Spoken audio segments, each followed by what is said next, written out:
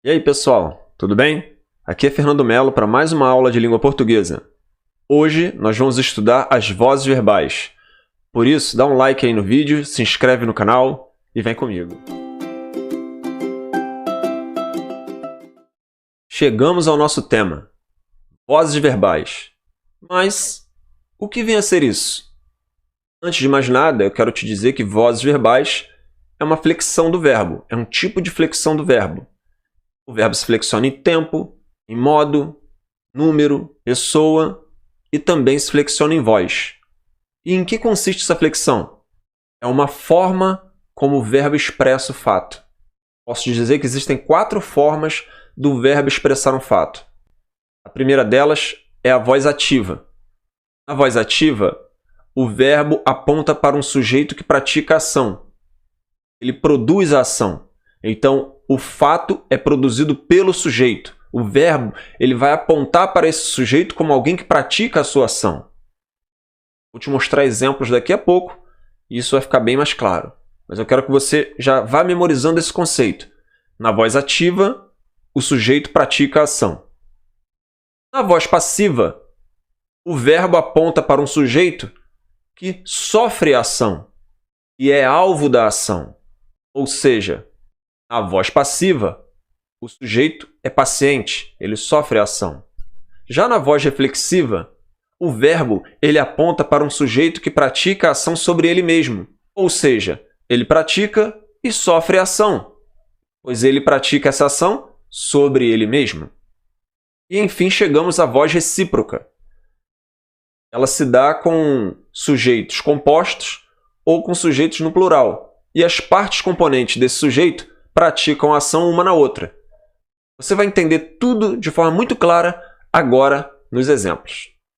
E você vai perceber, de acordo com a explicação que eu dei ainda há pouco, que as vozes verbais elas se tratam de uma relação entre o verbo e o sujeito, pois o modo como o verbo expressa os fatos tem tudo a ver com o modo como o sujeito se comporta em relação à ação verbal. Na voz ativa, eu já te disse que o sujeito ele pratica a ação. Então, a primeira coisa que eu preciso fazer aqui é encontrar o sujeito. A frase é a seguinte: o arquiteto elaborou um novo projeto. Verbo elaborar, quem elaborou? O arquiteto. O arquiteto é o nosso sujeito. Agora, o que eu devo fazer para entender aqui, para descobrir se é voz ativa, passiva, reflexiva, recíproca, enfim? Eu preciso perguntar aqui a mim mesmo. O arquiteto ele praticou a ação de elaborar ou ele sofreu? O que foi elaborado? O arquiteto ou o projeto? Obviamente aqui que o projeto foi elaborado e foi elaborado pelo arquiteto. Então o arquiteto ele pratica a ação de elaborar. Logo, esse aqui é um sujeito ativo. E isso aqui é uma voz ativa. O mesmo raciocínio nós podemos desenvolver nessa outra frase aqui. O motorista atropelou os manifestantes. Verbo atropelar. Quem atropelou? O motorista. O motorista ele pratica a ação de atropelar. E os manifestantes eles são atropelados. Esse sujeito, o motorista, ele pratica a ação, ele exerce a ação de atropelar. Logo, aqui é uma construção em voz ativa, pois o verbo expressa um fato a partir de um sujeito que pratica a ação. Então aqui fica claro que voz ativa tem a ver com um sujeito que pratica a ação. Isso você precisa memorizar, porque faz parte do entendimento dessa matéria. Sujeito, você identifica o sujeito e percebe se ele pratica a ação, trata-se de uma voz ativa. Já na voz passiva, é o contrário. O sujeito ele sofre a ação do verbo. Ele é alvo da ação do verbo. E a voz passiva ela pode se apresentar de 2 maneiras.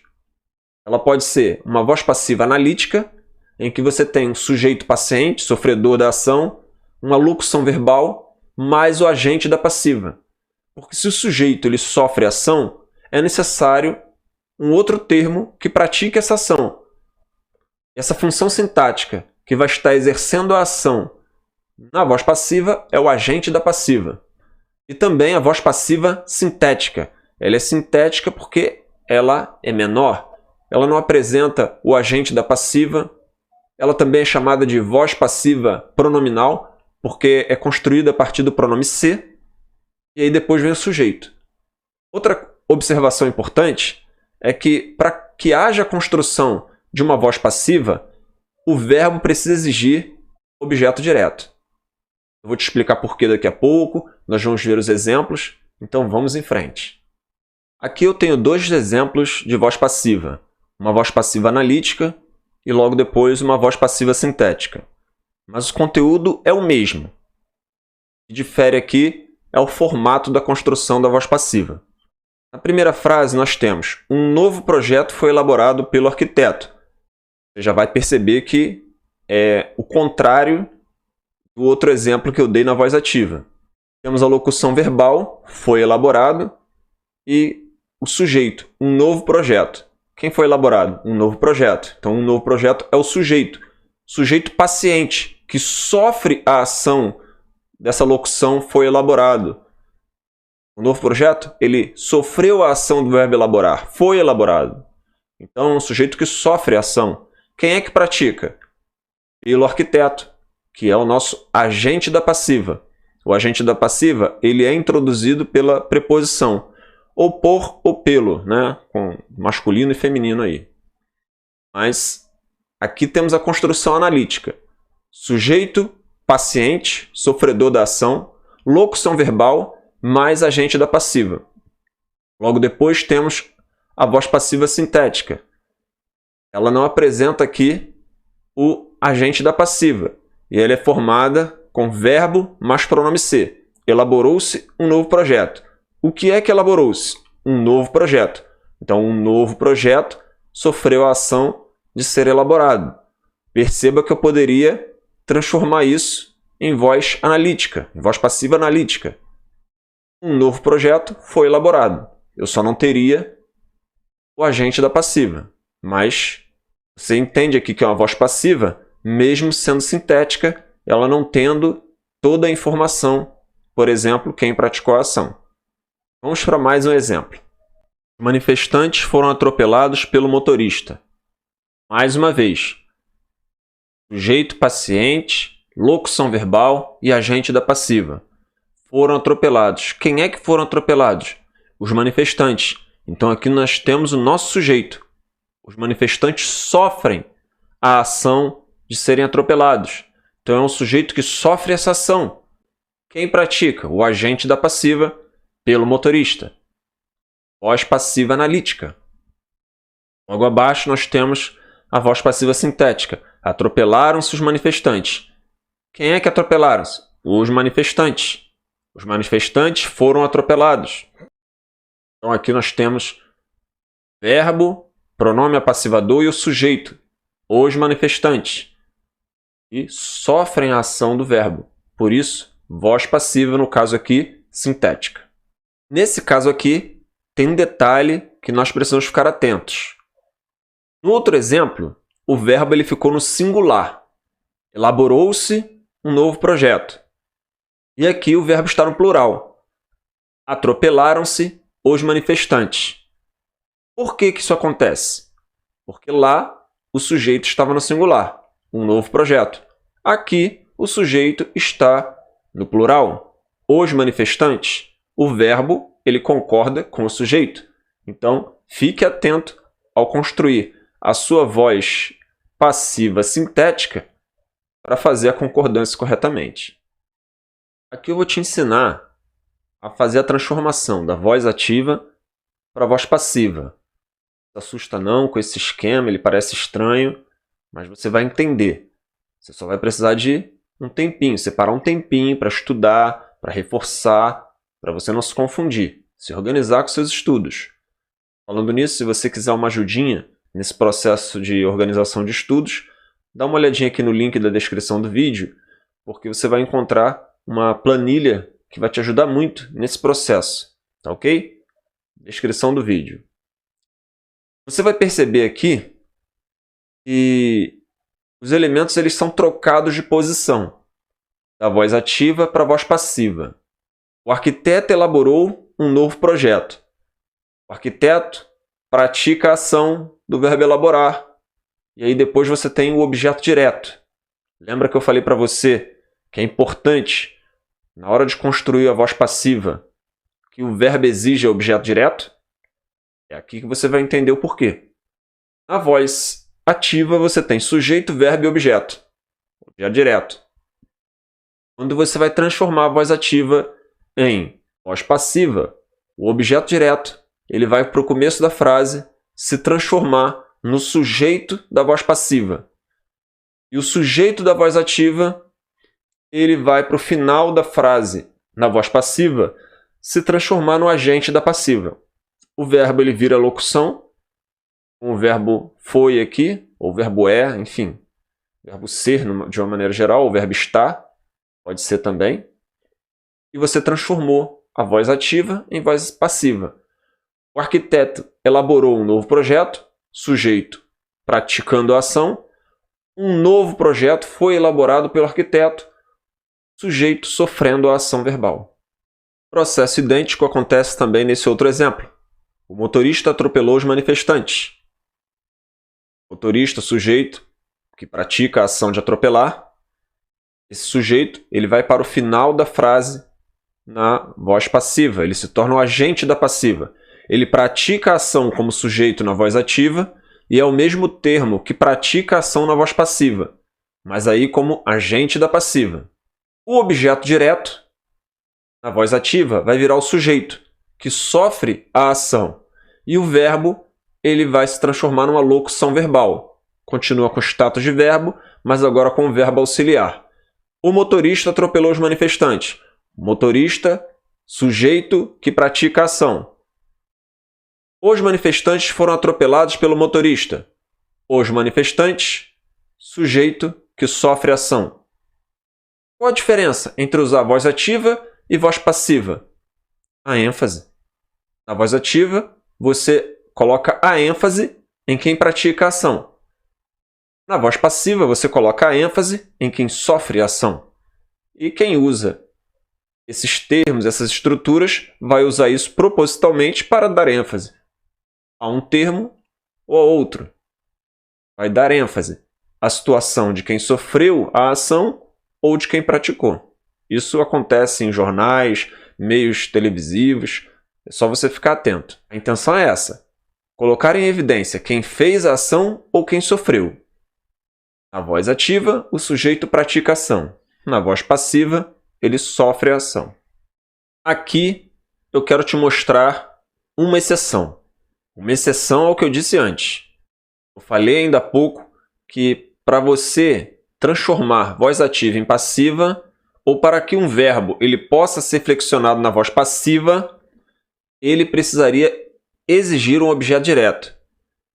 Mas, no caso do verbo obedecer e desobedecer, você tem essa exceção. Apesar de serem verbos transitivos indiretos, podem assumir a voz passiva. Os cidadãos obedeceram às leis.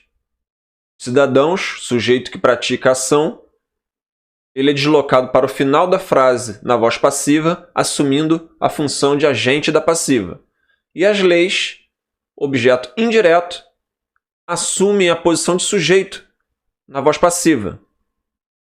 A mudança de estrutura aqui se dá pelo fato de que na primeira frase, na voz ativa, as leis tinham ali uma contração de artigo e preposição que está marcada pela crase. Quando esse objeto indireto ele assume a posição, a função de sujeito na voz passiva, ele perde a preposição porque você não inicia a frase com preposição. Então, sujeito com um núcleo em leis e com um adjunto adnominal ali, as, sem preposição. Ok? As leis foram obedecidas pelos cidadãos. Sujeito paciente, sofredor da ação, voz passiva. Essa é uma exceção. Normalmente, em via de regra, o verbo precisa exigir um objeto direto. Fique atento a isso. Outra coisa que eu preciso deixar como alerta para você é que existem verbos com dupla regência. É o caso aqui do verbo assistir. O verbo assistir, quando ele tem o sentido de ajudar, cuidar, ele é transitivo direto. O advogado assistiu o seu cliente, ele ajudou o seu cliente. Então é transitivo direto. O advogado é o sujeito, verbo assistir, transitivo direto, seu cliente, objeto direto. Nesse caso, você pode transformar essa primeira frase para a voz passiva. O cliente foi assistido pelo advogado. Ok. Já na segunda frase, o sentido do verbo assistir é presenciar, é ver. E aí você tem aqui um verbo transitivo indireto.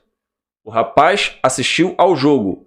O rapaz sujeito, verbo assistir nesse caso, transitivo indireto, e ao jogo, objeto indireto, com a preposição a junto ao artigo o.